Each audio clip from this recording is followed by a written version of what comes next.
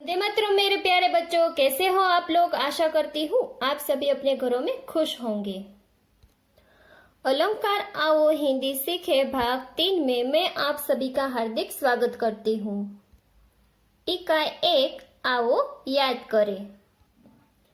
आज हम सीखने वाले हैं ऐसे चीज के बारे में जिनके बिना हिंदी के शब्दों का कोई महत्व नहीं है, और वो है हिंदी की मात्राएं। तो चलिए अब हम हिंदी की मात्रा को याद करते हैं।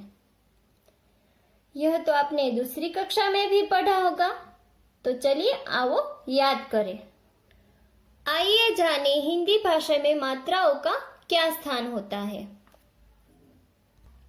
हिंदी में शब्दों और वाक्यों को लिखने के लिए मात्राओं की आवश्यकता होती है, इसलिए हिंदी वर्णमाला को 2 भागों में बांटा गया है।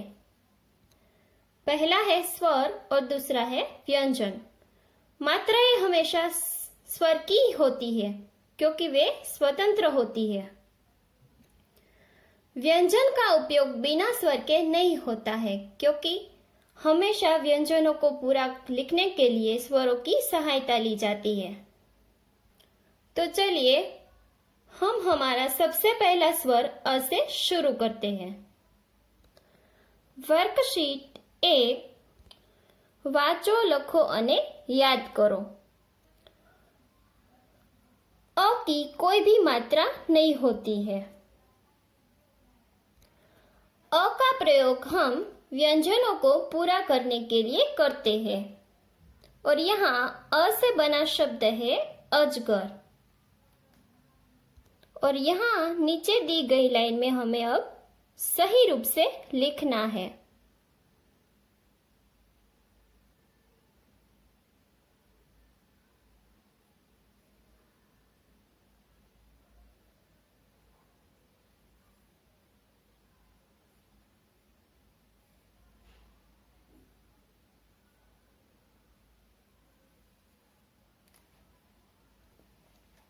यहाँ पर दिए उदाहरण से आप आसानी से समझ सकते हैं कि अ के लिए किसी भी प्रकार का चिह्न का उपयोग नहीं होता।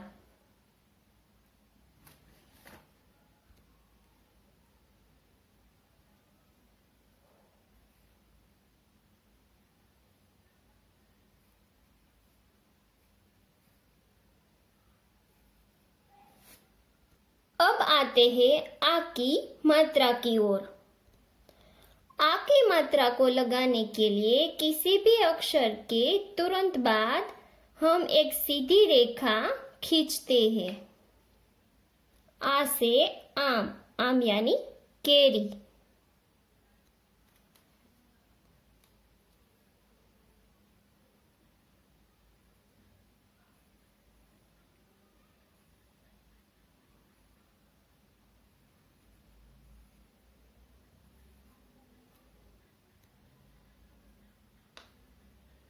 और यहाँ लिखा है बाजा।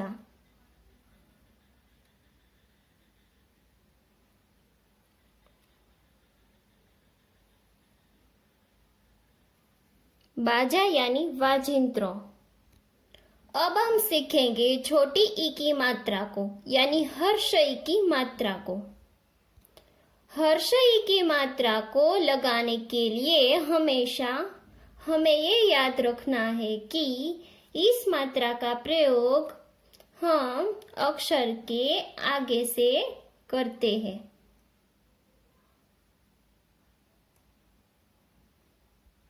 ई से इमारत, इमारत यानी मकान।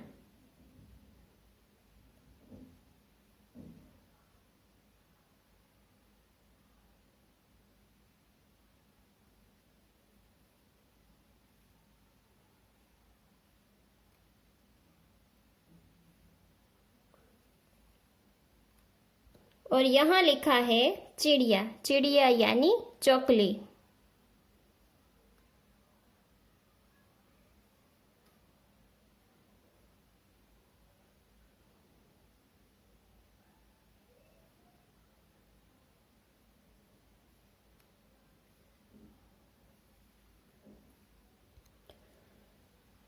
चलिए अब हम चलते हैं दीर्घ ई की मात्रा की ओर। बड़ी ई यानी दीर्घ ई। दीर्घ ई की मात्रा को लगाने के लिए हमें ये याद रखना है कि इसका प्रयोग हम अक्षर के तुरंत बाद करते हैं।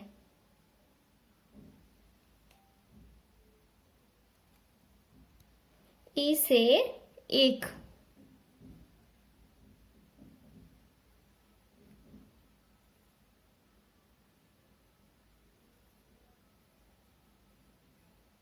ईख यानी शेरड़ी।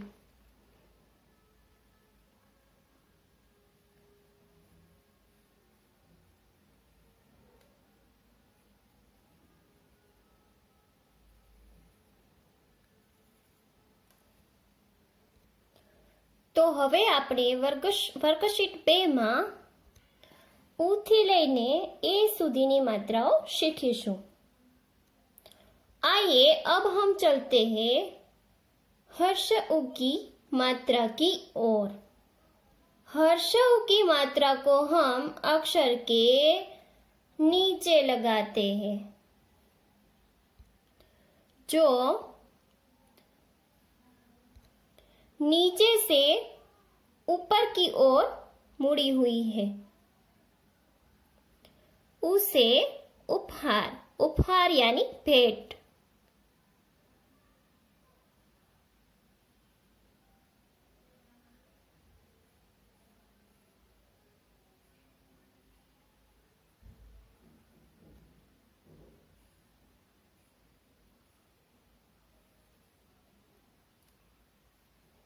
और यहाँ लिखा है कुटिया। कुटिया यानी झोपड़ी।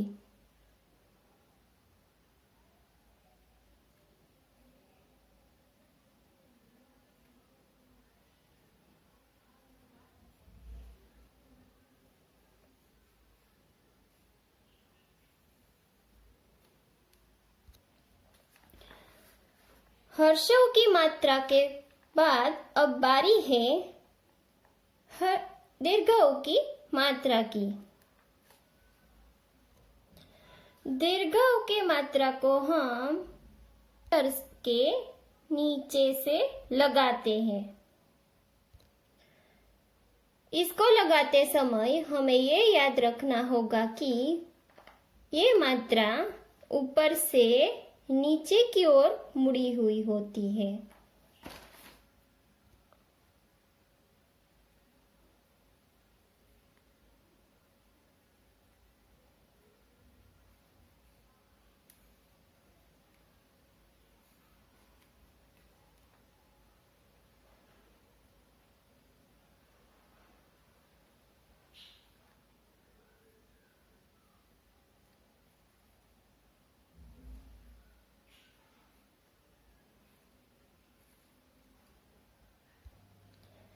अब चलते हैं हम रू की मात्रा की ओर। रू की मात्रा को हम अक्षर के नीचे से लगाते हैं। इसको लगाने के लिए अक्षर के नीचे इंग्लिश लेटर सी के जैसा सिंबल बनाते हैं।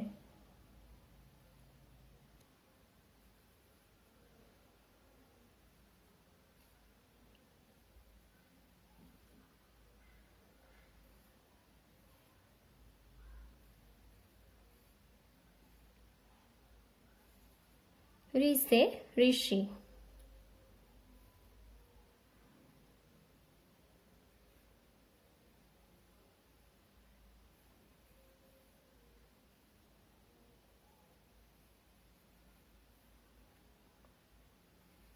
ऋषभ यानी बड़द।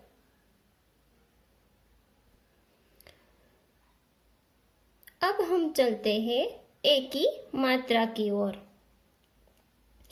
एक की मात्रा को लगाने के लिए हम अक्षर के ऊपर एक फ्लैग जैसा यानी झंडे जैसा डिजाइन बनाते हैं।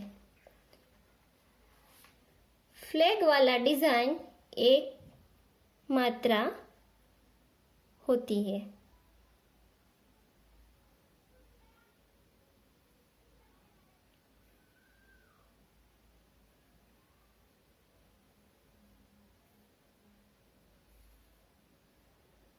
एक यानी एक। और यहाँ लिखा है रेल।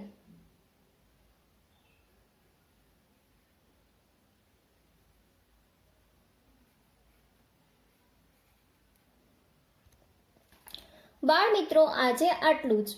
આગળનો પાઠ આપણે બીજા વિભાગમાં ભણીશું। આવજો। વંદે માતરમ।